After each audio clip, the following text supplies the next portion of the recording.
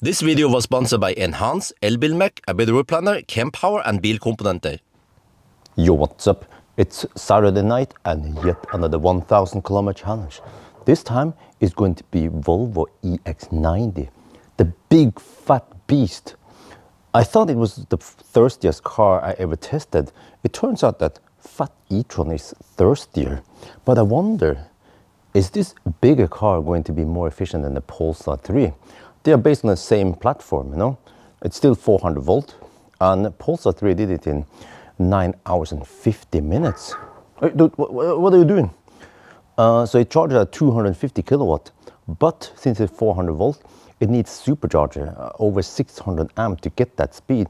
If we go other places, Ioniq or other places, we'll get only 500 amp, and then it'll be at, I don't know, 190 kilowatt maybe. So yeah, we'll see how it's gonna be, but like I mentioned, this is a big, fat beast. It's a 7-seater. We have nice seats in the back, plus even more seats in the third row. But I just, for rear vision, I've taken them down. Yeah. But it's a nice, spacious car, super comfy, really quiet. So I charged it to 100%. It claims 510 kilometers. And then over there we have Google-based navigation. It's wonderful. How accurate is it though? Because it claims 45% at Hogstorp.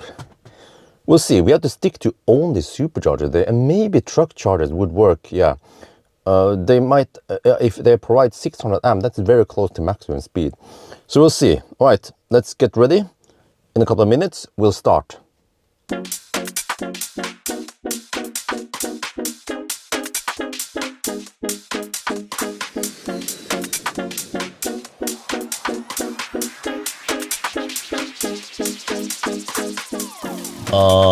I'm not sure why we are not moving. Okay, whatever. We need to count anyway before we until we are in Sweden.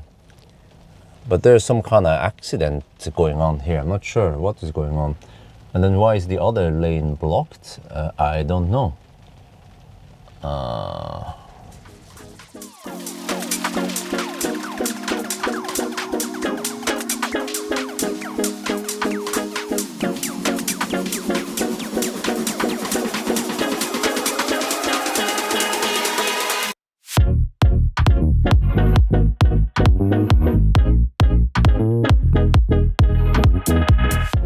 We are now at the Svinesund Bridge, Svinesundsbroen.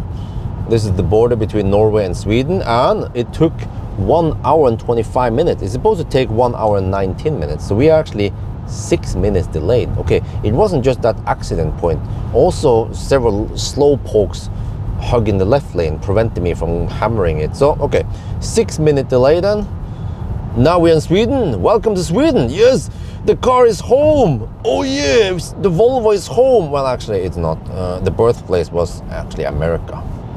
Okay, let's hammer it. Oh, I just realized we have 280 watt-hour per kilometer so far. Oh, but how much higher is going to be now in Sweden? And also, ever since I left Yes home, then I'm not able to use auto steer because well, I can show you here. Auto steer unavailable because it's not able to monitor the driver. Huh? Dude, what? Wait, it's strange. There's supposed to be infrared over here. Maybe it's kaput. There's supposed to be some infrared and some camera there. So I tried to turn on the lights here, internal lights, to see if you can see my face. No, it doesn't work. So we have no auto steer. Well, okay, let me try this. I press and hold this button here for around 30 seconds, and then suddenly both screens went black, and now it's restarting here. So maybe then I can use auto steer. Enable lane departure. No, okay, but not the auto steer, right? Nope, still kaput. Shit.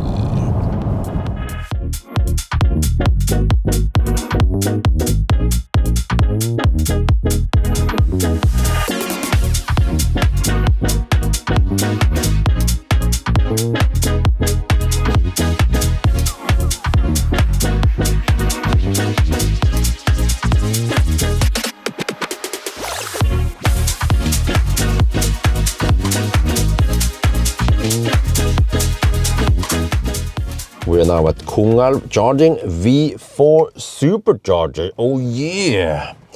So you see, we're getting 252 kilowatt. Yeah, I think this was the best deal. I arrived at 11%. Didn't go that deep, but it goes quite schnell. 250. Oh, just don't remember how long it's supposed to get. Wait, huh? Wait, what?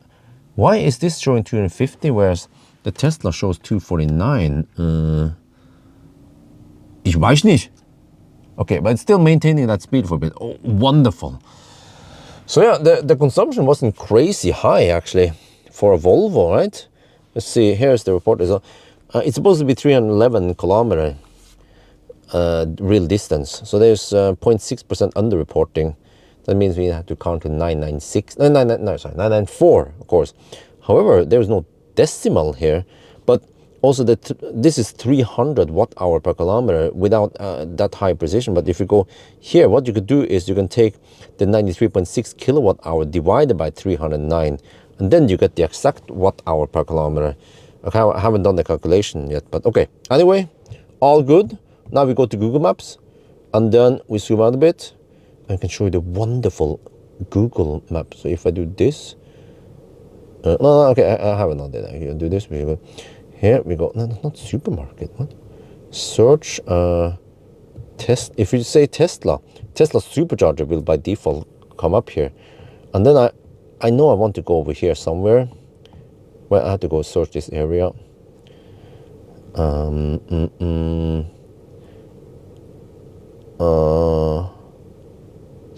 Here, Melbystrand. That's also V4. Huh?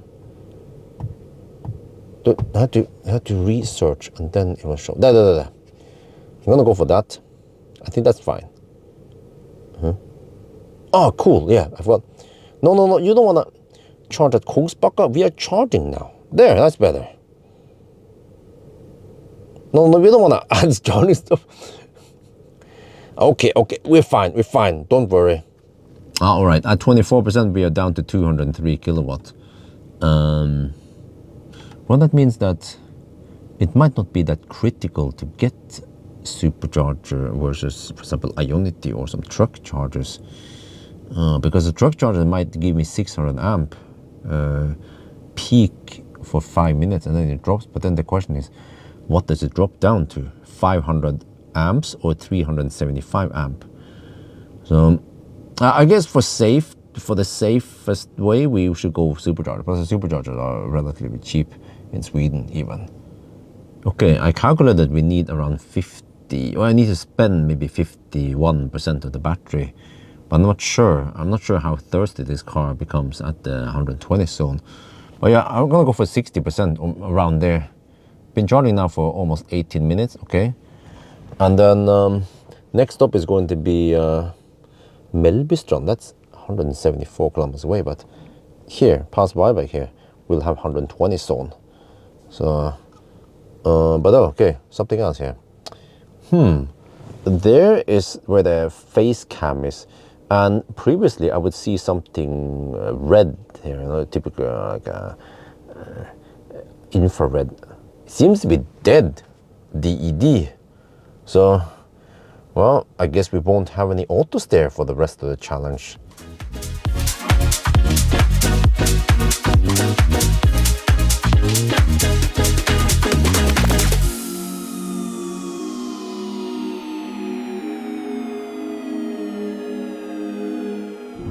We are now in the concrete surface around Falkenberg, and well, you can hear the noisy road at least, but let me see. If I change lane now, okay, then it becomes better. But this is possibly the quietest car I ever tested. Well, I mean, the EL8 is slightly better, like 0.1, 0.2 decibel better on average, but it was with 20-inch wheel. This is 21-inch. So, wow. It is actually nice and quiet in here, despite that rough surface. Or let's get back to the left lane again. Yeah. Okay. Not sure what else to say. If you want better soundproofing on rough asphalt or concrete, get 20 inch or maybe 19 inch.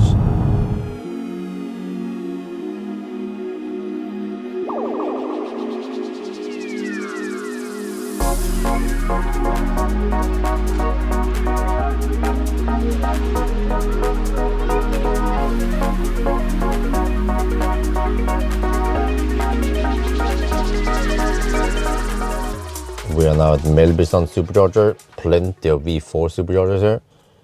And then just like every time, boom, 250 kilowatt. Yeah, charge a little bit too much, but it's fine. But the car is, well, I wouldn't say thirsty, but what was it? There. Yeah, hovering around 300 watt hour per kilometer, roughly the same as the Polestar 3 actually, which is smaller. Okay, now I just have to figure out, I keep pressing the wrong button. I can just press here, sorry, my noobness. Okay, so from here we want to go to the turnaround point. There, that's 13 kilometers, round trip 26 kilometers. Then I want to go to Varberg, which is right here. Let me see, how easy is it to find the supercharger? How far do I have to zoom in? Okay, start seeing some stuff. Further in, we see more and more Ioniq, Circle K. What about the supercharger? I don't know. Dude, it's right here. There, finally I found it. There, and then he wants to suggest a bunch of stuff. No, okay. Just go for it. There you go. Well, that's 91 plus 26, so 117 kilometers, right? Try to figure out how much I need. And it will tell me that I will end a run of the juice there, I guess. Yeah, since we are here. That's neat. Let's see, how is it? Oh, we don't get the 250 kilowatt for too long. It's like Tesla. No, wait. Do we have problem with cooling here? We're not supposed to get this slow speed at 17%. Well, what's going on here? No, I mean, either we get 250 kilowatt or we get... Wait. I've seen this before with Polestar 3 also. Yes, it will actually... yeah, it will go 250 and then drop and then go back up again. Yeah, it seems to be by design. Not something wrong with the charger or the car. Now here you see the big fat beast. But unfortunately, since we are doing supercharger run at night, then the locations we end up at, they have nothing open. You see, McDonald's is closed, Melby Center is closed.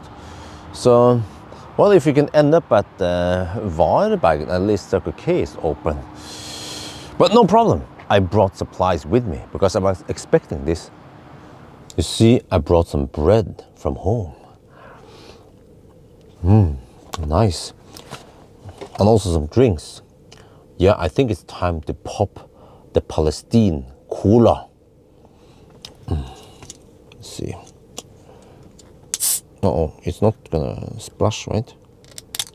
Nope. Oh, that sound opening a can.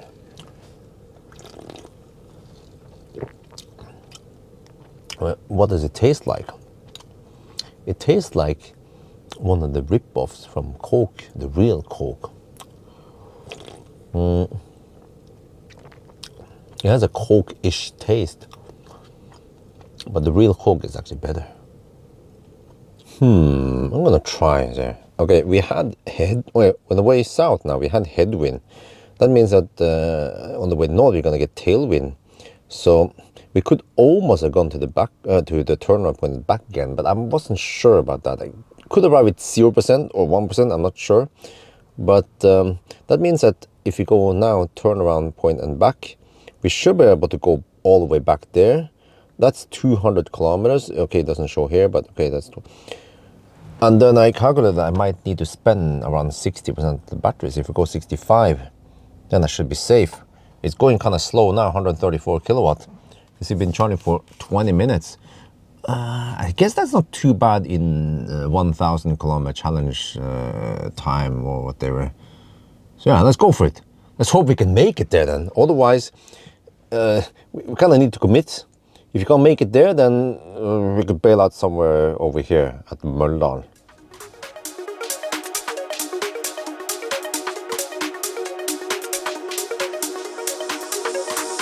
We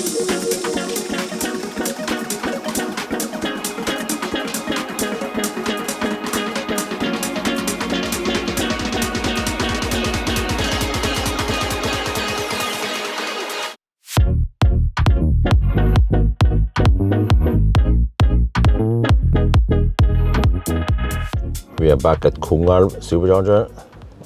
You know, this site used to have V2 superchargers. Now it's just a bunch of V4. They upgraded it with the help of EU. You see, funded by the EU. Okay, nice. But yeah, just like every time, boom, 250 kilowatt, but not for too long. Yeah, you know, the Neo EL8 has a way flatter curve than this. Yeah, but whatever. Now I'm gonna go for the last charging stop, 187 kilometers away. Hey, wait, this is cool. We are 10% and the car claims minus, huh? If you go 50%, will that be enough? Well, let's find out. How do I explain this? I need to go to the toilet, but there is no toilet around here. Because I do a night run. In the daytime, no problem, you know? Then it'll be more realistic maybe, because then we can just go to the toilet here or something. But since I need to stick with Tesla because they have the highest current, then I can't visit Ioniq. And then Ioniq, they have Circle K. So I think, okay, what I'm gonna do is that it goes kind of slow now anyway. So I will go to Circle K. I speculated, go to the toilet, plug in there. It's not optimal. Maybe I can deduct a little bit of time because of this. If I didn't have urge to go to the toilet, then we could have charged here a bit longer and then I could have gone direct. So okay, whatever. The run is not perfect, but we will try to correct for it. ABC, always be correcting. Dude, the Swedes around Göteborg, they're always hammering it. Look at how fast they go, man. I mean, I'm already going a speed limit plus VAT. What kind of VAT are they operating with? Shit. Okay. Okay, now we can go schnell. But the car feels a bit, well, I'm not sure how to say it, not that fast, because it weighs almost 2.9 tons, but it has only 300 kilowatt, 408 horsepower. So other flagships or other cars in this class, like Nio or well, Hongxi maybe, they would have maybe 550 horsepower, 600 horsepower. But then, well, okay, except for the Korean, yeah. Ioniq 9, I haven't tested it yet. It has also only around 350 horsepower. So for me, that ain't gonna cut it, in it.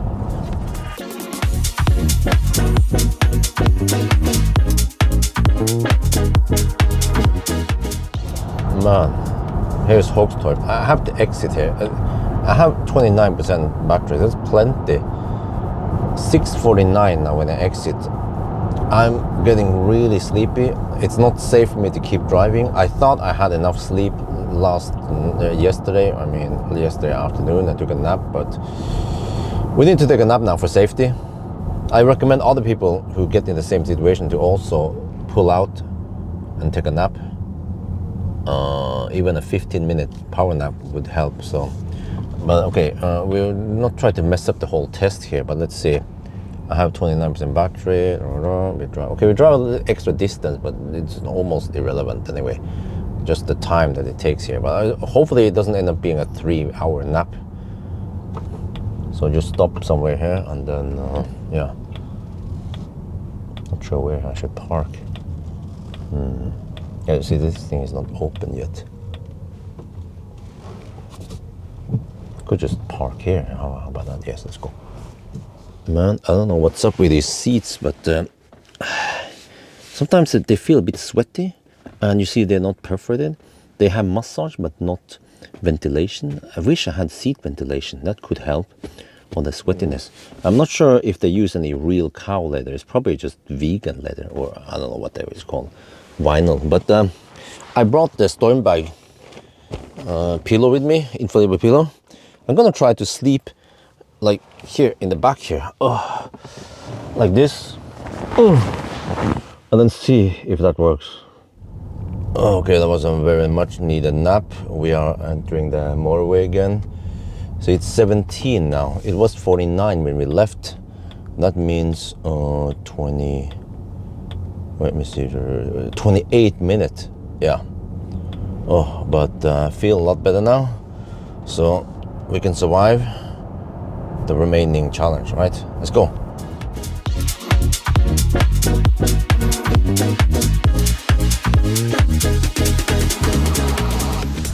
Man, that was so weird because I was really tired. I passed up.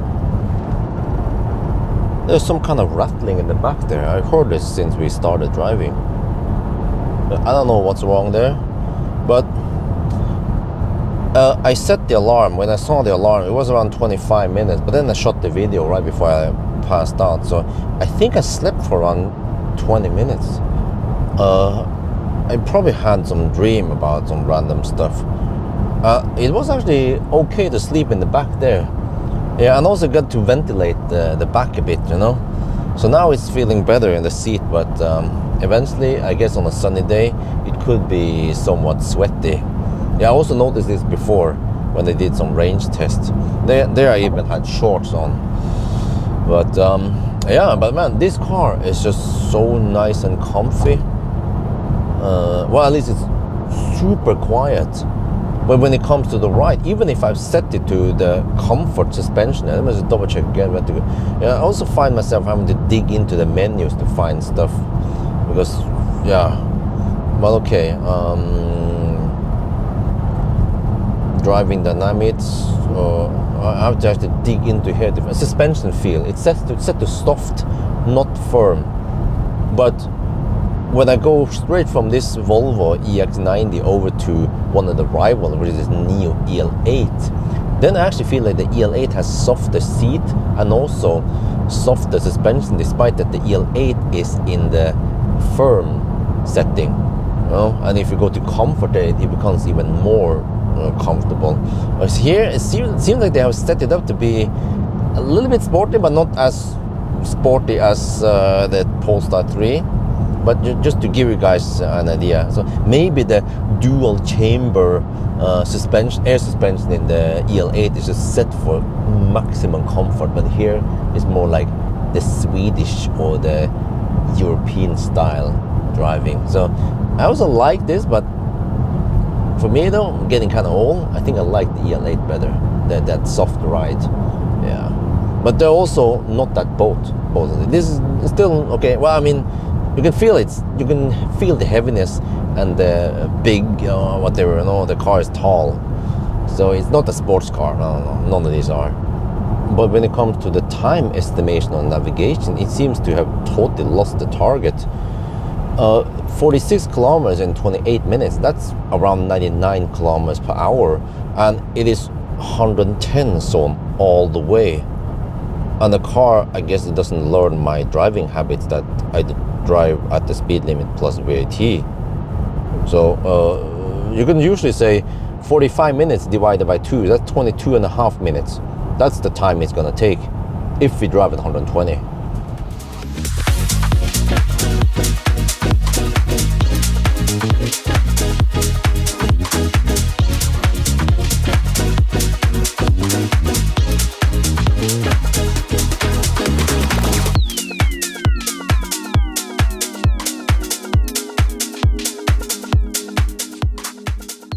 This is it, the last charging stop. We are now at Strømstad, and this might be slower than optimal, but at least I can go to the restroom. So we're gonna see now, what kind of speed are we getting? It will cap at 500 amp. Oh shit! But you know what? The charging is not that fast in general anyway, so we get the 200 plus kilowatt for not too long before it throttles. Okay, now, finally, I go to the restroom. Restroom done, bought some food. We're now at 40%, taking, you see, 153 kilowatt. Right now, it doesn't matter if it's supercharger or Ioniq, but the remaining distance is roughly 172 kilometers. Yeah, I calculated that we need to spend around 45 to 48% of the battery. We have 41 now, so we are almost done. Let's see how long that took. Well, can you see anything on this display? Well, okay, 14-minute charging stop. Huh? That doesn't sound like a lot slower than the Tesla supercharger. But I mean, okay, no doubt the supercharger session were faster, but maybe just 1 minute faster, I'm not sure. Yeah, we don't see any charging curve here like the Kempower or actually the Alpitronic. Yeah, that also Ioniq uses nowadays. Okay, maybe a couple of more minutes and then we're good to go. But you see, now we're taking only 390 amps anyway. And then these liquid cooled cables, they're limited to 500 amp, but at least they can sustain 500 amp for a long time. All right, the final run. I charged to 50%, it took 17 minutes. And then,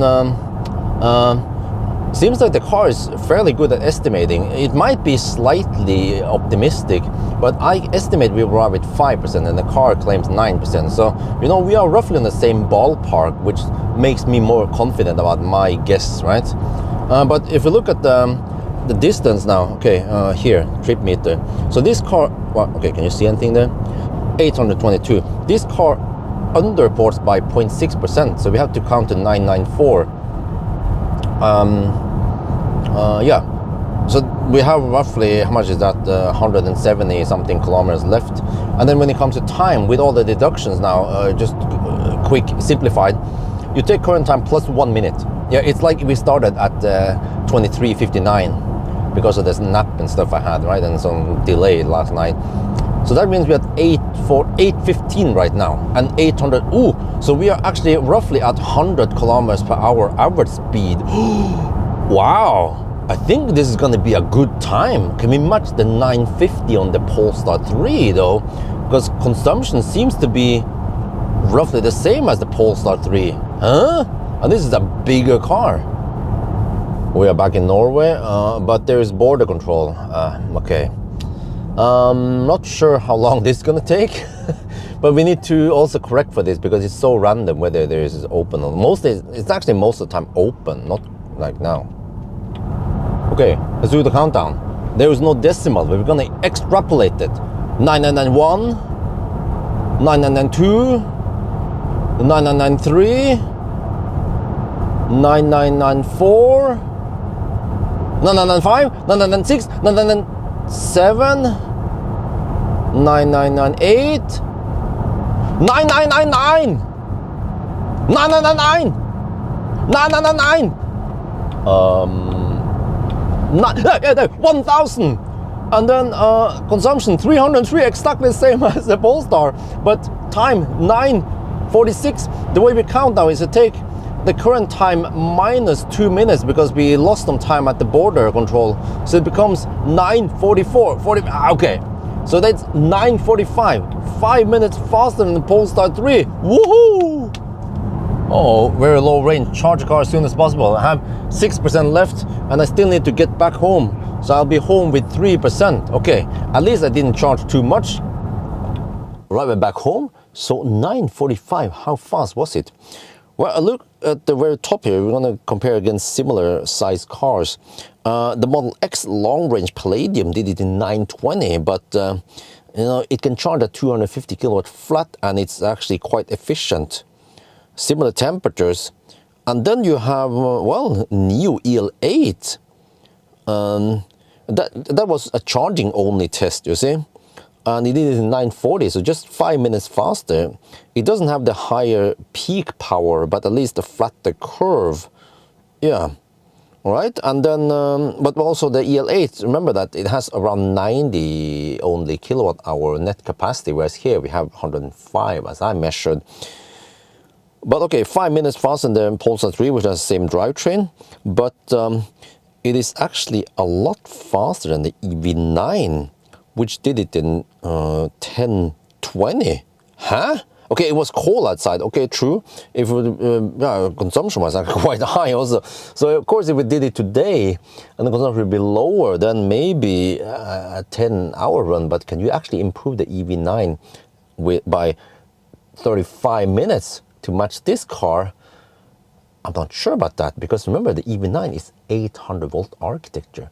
Well, the wonderful 800 volt hyped up architecture, but it charges at only around 195 kilowatt, whereas here we get 250, and we can actually keep 200 plus for a little while. So that's why this car is actually quite fast for a big 7-seater, and to my big surprise, it is not that thirsty.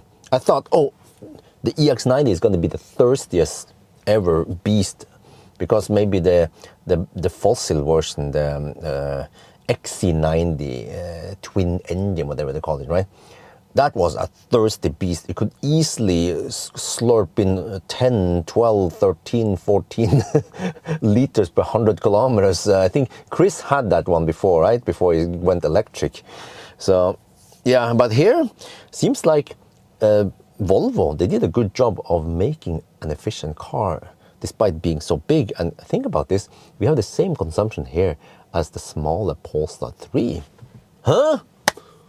Very impressive. Yeah, I'm impressed. And actually it can go long trips, long distances, good range, excellent soundproofing, very good comfort, plenty of space, you know, and good design, incredible good headlights. What else can you ask for when you buy a car that costs 1 million NOK? That's gonna be it for now. I hope you guys enjoyed this video. As always, thank you for watching, and talk to you later. And if you're fed up with me testing expensive Audis and yeah, more Audis. I remember first it was a Q6 and then the A6, and now this expensive Volvo, and you'll be like, I like your videos, Bjorn, but we can't afford those cars. Guess what? Next week I'll be picking up Jack E30X. It's the poor man's car. We're gonna go back to the poor man's car. Okay, anyway, all right.